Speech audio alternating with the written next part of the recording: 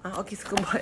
Okay, hai. Assalamualaikum. Tadi dia nak pergi Al-Maghrib punya event. Lepas tu ada vendor-vendor dekat luar tu. And ini one of the vendor yang Diana suka daripada iLuvQuran. Boleh check dalam Instagram. Buku pasal aktiviti dengan stories daripada 11 surah dalam Al-Quran. Okay, dia tulis sebab apa? Dalam ni, dia orang memang dah prepare dah. Dia punya macam tools untuk main dengan anak-anak kita. Sebab dalam ni dia ada aktiviti tau. Dia ada 80 activities and 300 pages.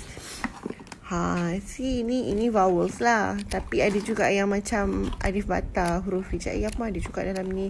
So anak-anak pun boleh belajar menulis. And ada banyak aktiviti lah yang diorang preparekan. And untuk anak-anak yang macam tak boleh baca, macam Kaula yang Khadijah, because Kaula she's only 4.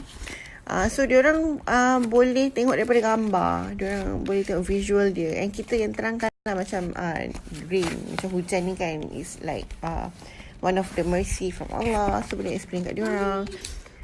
And sekarang ni diorang dah excited dengan dia punya mainan yang diorang dah prepare. So anyway, you guys boleh dapatkan buku ni daripada iLuvQuran.